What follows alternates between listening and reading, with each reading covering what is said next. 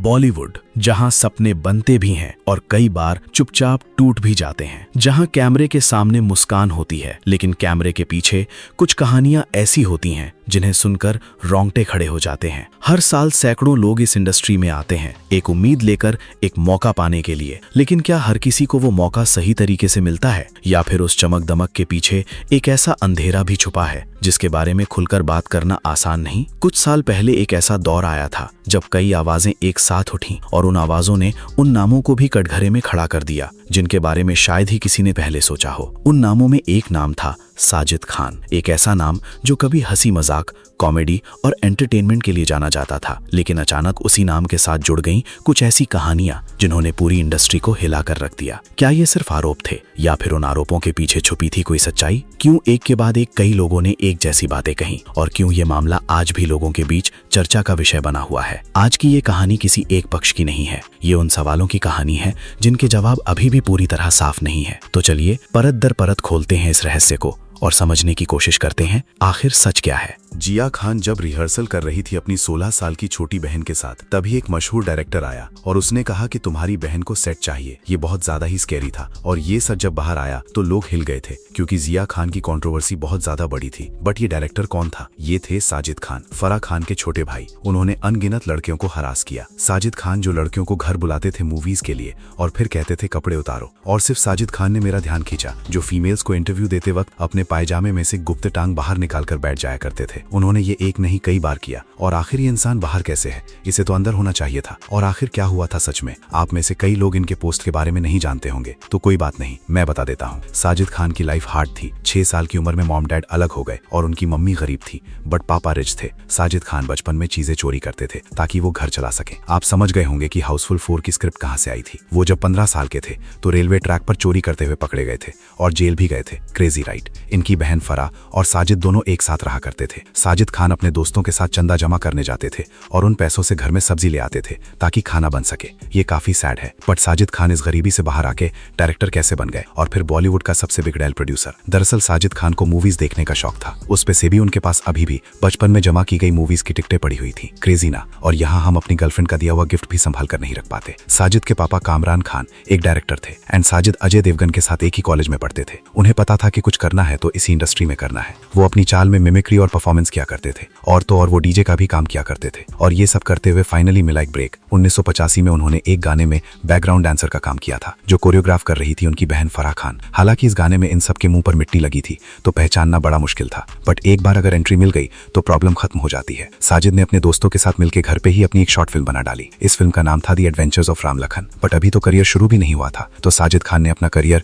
एक होस्ट की तरह स्टार्ट किया, टीवी शो डिटेक्टिव से। और इसके बाद सीधा इनके पास बहुत सारे शोज आने लगे। ये show Limca Guinness world record में भी गया क्योंकि इस शो में ये बहुत लंबे समय तक होस्ट रहे थे। और फिर खेल खल में टीवी शो काफी पॉपुलर हो गया तो जाहिर था कि बॉलीवुड में तो इन्हें आना ही था। इन्हें एक फिल्म में छोटा सा रोल मिला। इस फिल्म का नाम था झूठ बोले कौवा काटे। इसमें आपने वो डायलॉग जरूर सुना होगा कि मेरा नाम चंकी। इस फिल्म के बाद भी साजिद ने ज्यादा ध्यान टीवी पर ही दिया और टीवी पर वो नंबर 1 बन गए। स्टैंड अप कॉमेडी किया करते थे, बहन मूवीज बनाया करती थी। बट अभी तक साजिद ने वो काम नहीं किया था जिससे उन्होंने इतनी सारी लड़कियों की लाइफ खराब कर दी। साजिद की बहन फराह कितनी बेहतरीन डायरेक्टर है, इसके बारे में क्या ही कहना, ये आप सब जानते हैं। लेकिन साजिद का भी डायरेक्टर बनने का सपना अब पूरा होने वाला था। उन्होंने भी एक फिल्म बनाई जिसका नाम था डरना जरूरी है, लेकिन अभी तो बस शुरुआत हुई थी। इसके बाद साजिद खान ने हे बेबी नाम की एक फिल्म बनाई जो कि काफी बेहतरीन थी। और इसके बाद इन्होंने बनाई हाउसफुल 1 और हाउसफुल 2। कभी कभी तो मुझे यकीन ही नहीं होता कि इसी डायरेक्टर ने ये दोनों फिल्में बनाई हैं। साजिद के कुछ काम तो एकदम अच्छे जा रहे थे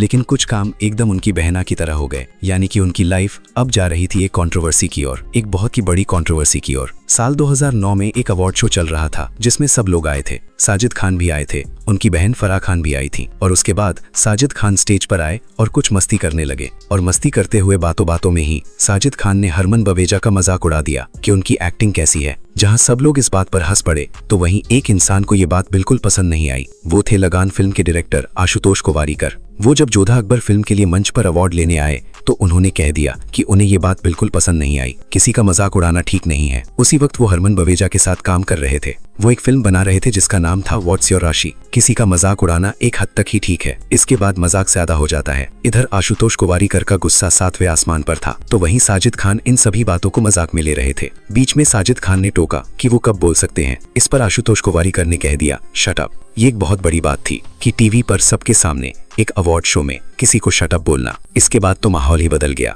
हर किसी के चेहरे पर अलग ही खामोशी थी। हर किसी का चेहरा देखने लायक हो गया था। और फिर क्या था, भाई के लिए बहना स्टेज पर आ गई। फराह खान ने स्टेज पर आकर कहा कि उनके भाई को कोई शट अप नहीं कह सकता। खैर, आशुतोष गोवारिकर ने माहौल को देखते हुए उस वक्त सॉरी कहा और वो चुपचाप बैठ गए। हालांकि ये कंट्रोवर्सी ज्यादा लंबी नहीं चल पाई, लेकिन साजिद खान की जिंदगी से आशुतोष गोवारिकर के जाते ही एक एक्ट्रेस की एंट्री हुई जिनका नाम था जैकलीन फर्नांडिस।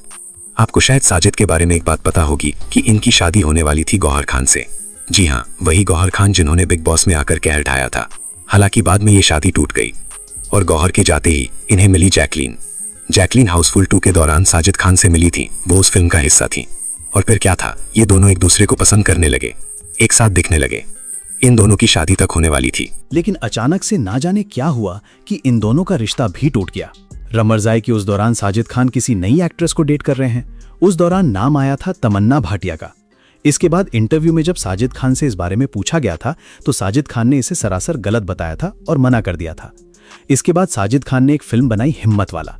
ये फिल्म काफी घटिया थी, लेकिन उस मूवी से घटिया नहीं जो इसके बाद आने वाली थी, जिस फिल्म का नाम था हम शख्स। और फिर आई इससे भी घटिया मूवी हाउसफुल 5।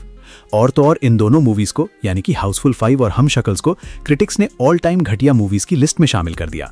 और क्या आपको पता है कि साजिद को वर्स्ट फिल्म अवार्ड, केला अवार्ड और घंटा अवार्ड जैसे अवार्ड्स मिले हैं। यानी कि साजिद खान अब सबसे घटिया डायरेक्टर बन चुके थे। ये सब तो फिर भी ठीक था, लेकिन साल 2018 में सब तब चौंक गए जब इनका असली घिनौना सच सबके सामने आया। तो आपको याद होगा कि साल 2018 में एक मूवमेंट चला था जिसका नाम था मी टू। इस दौरान कई सारे लोग आए थे और उन्होंने आरोप लगाए थे कई सारे अपोजिट जेंडर्स पे कि उन्होंने हमारे साथ गलत किया है। इस लिस्ट में कई लोगों के नाम आए, कुछ तो ऐसे भी लोग थे जिनके बारे में कभी किसी ने सोचा तक नहीं था। खैर, बाकी लोगों के नाम तो आए और गए, लेकिन एक नाम ऐसा आया जो आता ही चला गया। एक बार एक जर्नलिस्ट करिश्मा उपाध्याय साजिद खान के घर गई थी उनका इंटरव्यू देने के लिए, और इस दौरान साजिद खान ने जो कहा वो काफी चौंकाने वाला था। उन्होंने कहा कि मेरा औजार काफी बड़ा है और वो औरतों को सेटिस्फाई कर देता है। करिश्मा थोड़ी देर के लिए अकवर्ड हो गई थी, लेकिन फिर भी वो उस बात को टालते हुए अपना काम करती रहीं। लेकिन इसी बीच साजिद खान थोड़ी देर के लिए घर से बाहर गए, और जब वो वापस आए तो उन्होंने देखा कि उन्होंने अपने औजार को पाजामे के बाहर निकाल रखा है। ये देखकर वो भागने लगी, लेकिन साजिद ने यहाँ अपनी हदें पार कर दी और कहा जाता है कि उन्होंने उन्हें पकड़कर चाटा। जी हाँ, अपनी जीभ से चाटा, जिसे सुनकर ही रोंगटे खड़े हो जाते हैं। उन्होंने अपने इंटरव्यू में बताया था कि वो पूरे रास्ते घर तक रोते हुए गई थीं। वो अपने ऑफिस भी गईं, लेकिन उन्होंने उस बारे में किसी को क्यों नहीं बताया। दरअसल उन्होंने इसके बाद मीटू मूवमेंट से एक पहल की और कई लोगों को हिम्मत मिली। ऐसी ही एक बात सलोनी चोपड़ा ने बताई थी साजिद खान के बारे में। साजिद सलोनी को कहा करता था कि अपनी बिकिनी पिक्स भेजो, और तो और वो उसे रात में कॉल करके काफी ज्यादा परेशान किया करता था। वो सलोनी को ये झांसा दिया करता था कि मैं मूवीज में तुम्हें चांस दूंगा। धीरे धीरे चीजें बढ़ती गईं। सलोनी को लगा कि शायद वो फिल्मों में काम कर पाएंगी, लेकिन ऐसा कुछ नहीं हो पा रहा था। उल्टा चीजें और गड़बड़ाती जा रही थी। साजिद खान उन्हें रात भर परेशान किया करता था। और तो और एक बार तो वो एक काम से साजिद खान के घर गई थी। वहां जब वो एक आर्टिकल पढ़ रही थी, उसी वक्त साजिद खान ने कहा कि तुम अपनी टांगें फैला लो और बैठ जाओ। जब सलोनी ने इसका विरोध किया तो वो गुस्सा हो गया, और इसके बाद ही सलोनी ने डिसाइड किया कि वो साजिद के साथ कभी काम नहीं करेंगी, और वो वहां से भाग गईं। ये सारी बातें सलोनी ने खुलकर एक इंटरव्यू में बताई थी, और उन्होंने और भी घिनौनी बातें कही थी साजिद खान के बारे में। अगर आपको अभी तक सुनी गई बातें वियर्ड लग रही हैं तो अभी तो पिक्चर बाकी है। एक एक्ट्रेस हैं जिनका नाम है रिचल।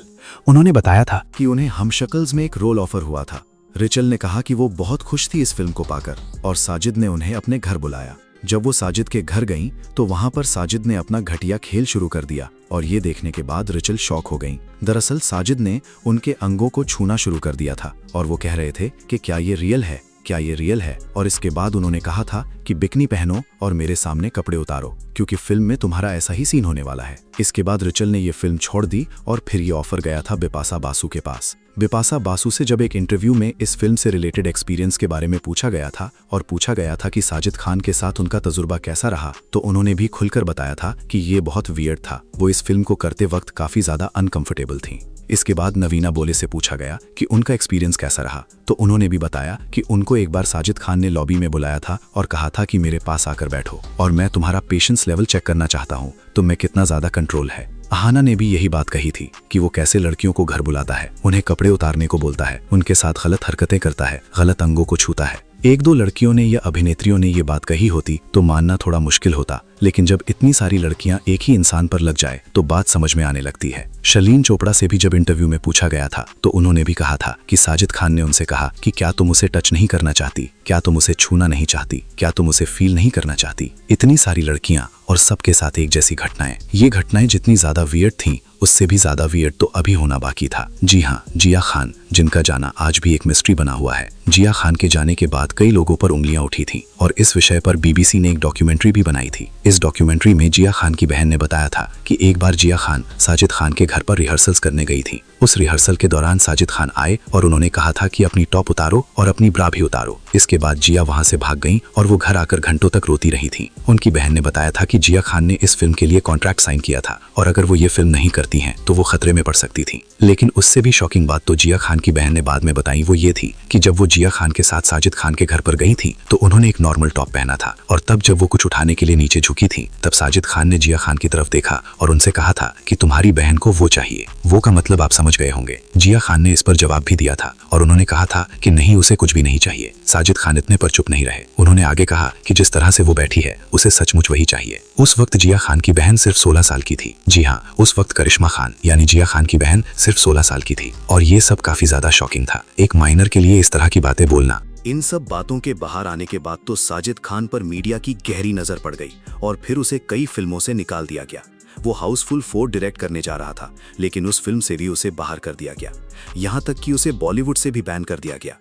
उसे हर तरफ से गालियां ही गालियां पड़ रही थी। एक के बाद एक 9 लड़कियों के साथ गलत व्यवहार और उनमें से भी एक लड़की माइनर थी। आपको शायद अभी तक सुनकर लग रहा होगा कि ये कितना ज्यादा शॉकिंग है।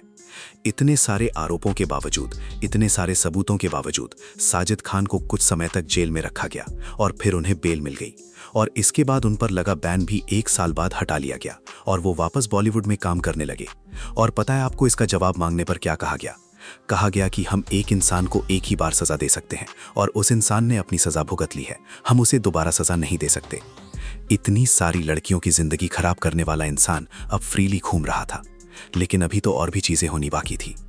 साल 2022 में बिग बॉस का नया सीजन आया और इसमें सब तो थे ही, साथ ही साथ साजिद खान भी था। एक ऐसा आदमी जिसे तो कहीं नहीं होना चाहिए था, वो बिग बॉस में था। और पता है आपको इनकी मदद कौन कर रहा था? वो थे सल्लू भाई, सलमान खान। लोगों ने सवाल उठाया कि ऐसा इंसान बिग बॉस में कैसे आ सकता है, लेकिन मेरे पास इससे भी बड़ा सवाल है कि ऐसा इंसान जेल से बाहर कैसे घूम सकता है। यहाँ साजिद खान ने खूब कोशिश की जनता का ब्रेन वॉश करने की और किसी तरह से अच्छा इंसान खुद को दिखाने की, लेकिन जनता ने उससे हेट ही किया और फिर आखिरकार साजिद खान ने बिग बॉस छोड़ दिया, ये कहते हुए कि उसे मूवीज पर ध्यान देना है। साजिद ने यह भी कहा था कि मीट टू मोमेंट के दौरान उन्होंने खुद को खत्म करने का डिसीजन भी लिया था। खैर, उन्हें सच में रियलाइजेशन था या फिर सिर्फ मीडिया को डाइवर्ट करने के लिए ये बात कही गई थी और हमें पता है कि आगे भी इनकी मूवीज आने ही वाली होगी। आपको क्या लगता है इस पूरे किस्से के बारे में? हमें कमेंट्स में जरूर बताइएगा। बॉलीवुड में अच्छे इंसान की कदर तो नहीं होती, ये बात तो उसी दिन समझ में आ गई जिस दिन सुशांत सिंह राजपूत हमें छोड़कर गए थे। तो दोस्तों, आपने सुनी एक ऐसी कहानी जिसमें आरोप भी हैं, बयान भी और कई ऐसे सवाल भी जिनका जवाब आज भी साफ नहीं है। साजिद खान से जुड़ी ये घटनाएं हमें एक बड़ी बात सिखाती हैं कि किसी भी चमकती हुई दुनिया के पीछे एक सच्चाई ऐसी भी हो सकती है जिसे देखने के लिए सिर्फ आंखें नहीं बल्कि समझ भी चाहिए। लेकिन यहाँ सबसे जरूरी बात यह है, हर कहानी के 2 पहलू होते हैं। जो सामने आता है वो पूरा सच भी हो सकता है और अधूरा भी। इसलिए जरूरी है कि हम हर जानकारी को सोच समझ कर लें और बिना पूरी सच्चाई जाने किसी भी निष्कर्ष पर ना पहुंचें। अब आपकी बारी है, आप इस पूरे मामले को कैसे देखते हैं? क्या यह सिर्फ आरोपों का सिलसिला है या फिर इसके पीछे कुछ ऐसा है जिसे नजरअंदाज नहीं किया जा सकता? अपनी राय जरूर बताइए कमेंट में। वीडियो पसंद आया हो तो लाइक जरूर करें और ऐसी ही बॉलीवुड की अनसुनी, अनदेखी और चौंकाने वाली कहानियों के लिए चैनल को सब्सक्राइब करना बिल्कुल मत भूलिए, क्योंकि यहाँ हर खबर के पीछे एक कहानी होती है और हर कहानी के पीछे एक सच।